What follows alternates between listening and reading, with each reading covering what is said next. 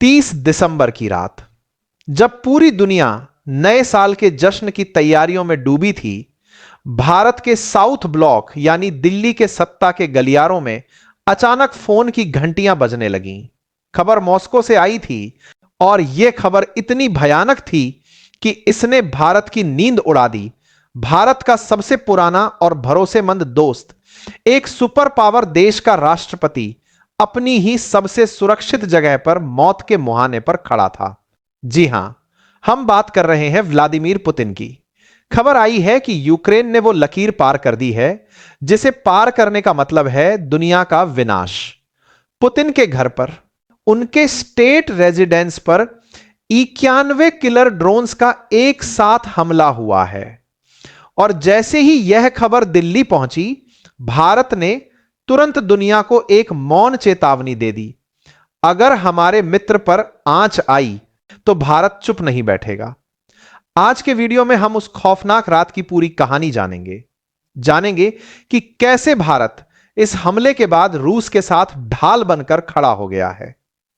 America के नए राष्ट्रपति डोनाल्ड ट्रंप ने पुतिन को फोन पर क्या कहा, और सबसे बड़ा सवाल, क्या पुतिन अब वो बटन दबाने वाले हैं जिसे दबाने से यूक्रेन नक्शे से मिट सकता है? तो दोस्तों, अगर आपको सच में गर्व है कि आप भारतीय हैं, अगर आपके अंदर वह जोश है जो हर देशभक्त के दिल में होना चाहिए, तो अभी इसी वक्त इस वीडियो को लाइक कीजिए, चैनल को सब्सक्राइब कीजिए और कमेंट बॉक्स में लिखिए भारत माता की जय, ताकि पूरी दुनिया को पता चले कि भारत अब सोया हुआ शेर नहीं है, भारत जाग चुका है। कहानी की शुरुआत हम रूस से नहीं बल्कि भारत से करेंगे, क्योंकि इस वक्त दुनिया की नजरें मॉस्को के बाद अगर कहीं हैं तो वो नई दिल्ली है। जैसे ही क्रेमलिन ने यह ऐलान किया कि यूक्रेन ने राष्ट्रपति पुतिन की हत्या की साजिश रची है, भारत की विदेश नीति में एक भूचाल आ गया। आपको याद होगा, अभी दिसंबर की शुरुआत में ही प्रधानमंत्री मोदी और राष्ट्रपति पुतिन के बीच एक ऐतिहासिक शिखर सम्मेलन हुआ था। दोनों नेताओं ने गले मिलकर दुनिया को अपनी दोस्ती का सबूत दिया था। लेकिन अब 31 दिसंबर 2025 को जब पुतिन की जान लेने की कोशिश हुई, तो भारत ने इसे व्यक्तिगत आघात की तरह लिया है। सूत्रों के मुताबिक भारतीय विदेश मंत्रालय में इस घटनाक्रम पर पैनी नजर बनाए हुए है। भारत ने दबे शब्दों में लेकिन बहुत सख्ती से यह संकेत दिया है कि हेड्स ऑफ स्टेट यानी राष्ट्राध्यक्षों पर सीधे हमले करना, रेड लाइन को क्रॉस करना है। भारत हमेशा से शांति का पक्ष धर रहा है, लेकिन जब बात अपने स्ट्रेटेजिक पार्टनर की सुरक्षा की आती है तो भारत का झुकाव साफ नजर आता है। दिल्ली का मानना है कि अगर यूक्रेन ने वाकई यह हमला किया है तो उसने शांति वार्ता के ताबूत में आखिरी कील ठोक दी है। अब चलिए आपको ले चलते हैं रूस के नोवगोरोड क्षेत्र में। तारीख थी 29 और 30 दिसंबर की दरमियानी रात, कड़ाके की ठंड और बर्फबारी के बीच आसमान में अचानक एक अजीब सी गूंज सुनाई दी। यह गूंज किसी पक्षी की नहीं बल्कि मौत के सौदागरों की थी। रूसी रक्षा मंत्रालय और क्रेमलिन के प्रवक्ता दिमित्री पेस्कोव ने जो जानकारी दी है वो हैरान करने वाली है। यूक्रेन ने एक या दो नहीं बल्कि पूरे 91 लॉन्ग रेंज ड्रोन्स का एक झुंड पुतिन के आवास की तरफ लॉन्च कर दिया। टारगेट सीधा था रूस का दिल, व्लादिमीर पुतिन।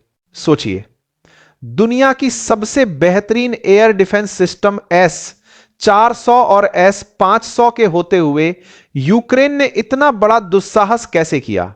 रूसी सेना का दावा है कि उनके इलेक्ट्रॉनिक वॉरफेयर सिस्टम और मिसाइलों ने इन सभी 91 ड्रोन्स को हवा में ही भस्म कर दिया।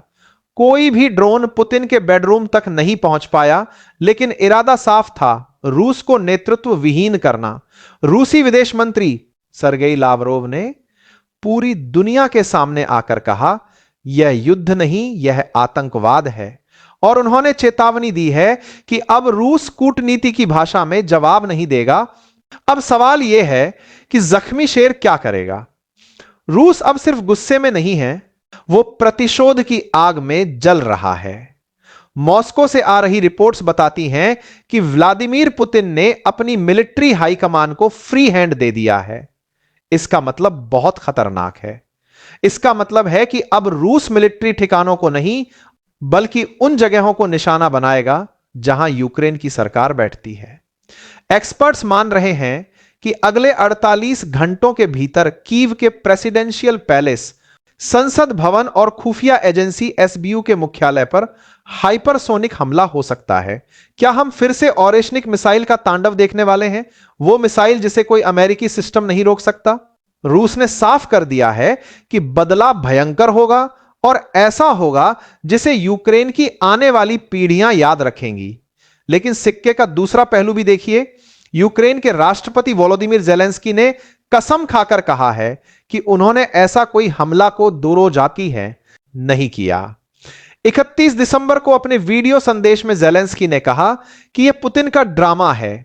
उनका कहना है कि रूस खुद अपने इलाके में ड्रोन्स उड़ा रहा है ताकि उसे यूक्रेन पर परमाणु या बड़ा मिसाइल हमला करने का बहाना मिल सके। इसी बीच 7 समुंदर पार अमेरिका में भी खलबली मच गई है। अमेरिका के नवनिर्वाचित राष्ट्रपति डोनाल्ड ट्रंप, जो 20 जनवरी को शपथ लेने वाले हैं, उन्होंने तुरंत व्लादिमीर पुतिन से फोन पर बात की। सूत्रों के मुताबिक ट्रंप इस हमले से हैरान थे। ट्रंप, जो युद्ध रोकने का वादा करके सत्ता में आए हैं, उनके लिए यह हमला एक बहुत बड़ा झटका है। पुतिन ने ट्रंप को साफ बता दिया है कि अब शांति वार्ता की उम्मीद कम है क्योंकि यूक्रेन ने भरोसे का कत्ल किया है। अब वापस आते हैं अपने मुख्य मुद्दे पर, भारत। इस पूरे सिनेरियो में भारत की भूमिका इतनी अहम क्यों हो गई है? जब पूरी पश्चिमी दुनिया, नेटो, अमेरिका, यूरोप इस हमले के बाद भी रूस को ही दोषी ठहराने की कोशिश कर सकती है, तब भारत एक दीवार की तरह खड़ा है। भारत ने न तो रूस की आलोचना की है और न ही उन पर उंगली उठाई है। उनमें अगर इस मुद्दे पर कोई वोटिंग होती है तो भारत का रूस के खिलाफ न जाना तय है। यह रूस के लिए बहुत बड़ी राहत होती है। पीएम मोदी का यह कहना कि हमले से चिंतित है, रूस को यह दिलासा देता है कि दुनिया के सबसे बड़े लोकतंत्र को उनकी सुरक्षा की परवाह है। युद्ध चाहे कितना भी भड़क जाए, भारत ने साफ कर दिया है कि वो रूस से तेल और खाद खरीदना बंद नहीं करेगा। यह रूस की अर्थव्यवस्था की रीढ़ है जिसे भारत ने टूटने नहीं दिया है। आज के ताजा हालात में भारत एक मैसेंजर का काम भी कर सकता है।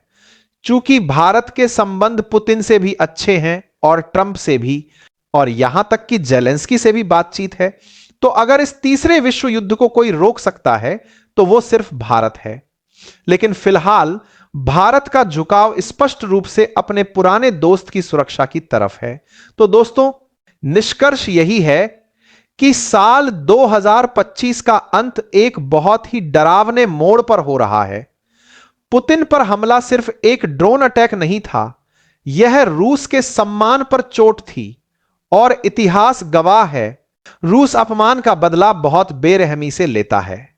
आने वाले कुछ घंटे और दिन तय करेंगे कि दुनिया का भविष्य क्या होगा। एक तरफ रूस की मिसाइलें तैयार हैं, दूसरी तरफ यूक्रेन का अस्तित्व खतरे में है, और बीच में भारत खड़ा है जो अपने दोस्त का साथ भी निभा रहा है और दुनिया को जलने से बचाने की कोशिश भी कर रहा है।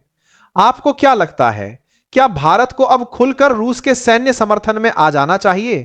क्या यूक्रेन ने वाकई पुतिन को मारने की कोशिश की थी या यह कोई और गहरी साजिश है? अपने विचार नीचे कमेंट्स में जरूर लिखें। जय हिंद, जय भारत।